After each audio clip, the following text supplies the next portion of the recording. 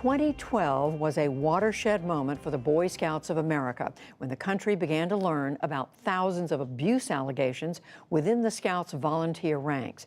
It was revealed that the Scouts kept files on suspected child molesters, documents known as the perversion files. As John Yang tells us, there is new data that shows the scope of the allegations was far more widespread than previously known. Judy, for the first time, we're learning the extent of those files revealed by a University of Virginia psychiatry professor hired by the Boy Scouts to review them. In an unrelated court case, she testified that that list dates back to 1944 and contains the names of at least 7,800 people believed to have abused more than 12,000 children. Attorney Jeff Anderson highlighted those numbers at a news conference this week. He represents survivors of child sexual abuse, and he joins us now. Mr. Anderson, thanks so much for joining us. Were you surprised when you heard those numbers? I was not surprised because for years we have known they have been harboring offenders and keeping these files. We did not have the precise number until we got it from the expert on the witness stand. We have had some real appreciation for the magnitude of the problem. We just did not have the precise number of victims and predators that they have harbored and kept in what they call the perversion files. The Boy Scouts gave us a statement today. They say that we care deeply about all victims of child abuse and sincerely apologize to anyone who was harmed during their time in scouting. We believe victims, we support them, and we have paid for unlimited counseling by a provider of their choice. Nothing is more important than the safety and protection of children in scouting, and we are outraged that there have been times when individuals took advantage of our programs to abuse innocent children. They also told us that all the names in these files have been reported to law enforcement. Do you think these names should be made public in the same way that some of the Catholic Church files have been made public?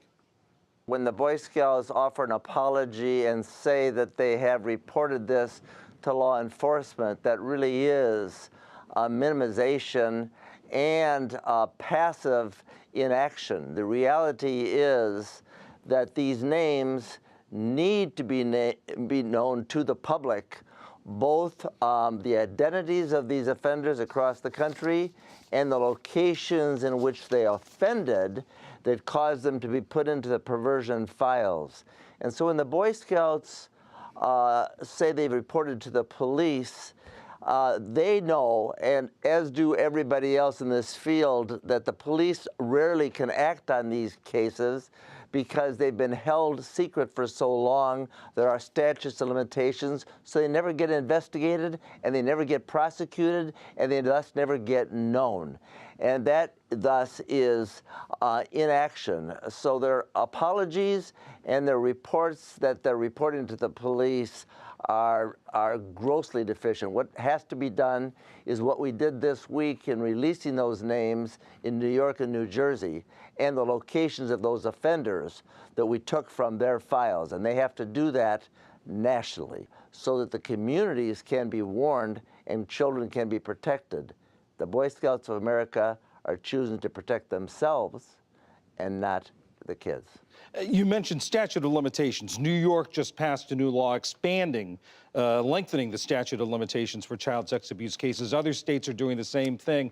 Is this going to help hold the Boy Scouts accountable, help victims, survivors of child abuse have their day in court? The removal of the statute of limitations in New York and soon to be in New Jersey is going to hugely advance child protection and cause the Boy Scouts of America and other organizations to not only have to disclose the secrets and the identities of the offenders and those that chose to protect them, but be held accountable in a way they never have had to, because they have been able to hide behind the statute of limitations and use it as a sword and a shield. The removal of that statute of limitations in New York and elsewhere is now going to advance child protection and going to require these institutions to come clean and speak truth. The Boy Scouts say they continue to evaluate their financial situation. Are you concerned, or what would a bankruptcy by the Boy Scouts do to plaintiffs like the ones you represent?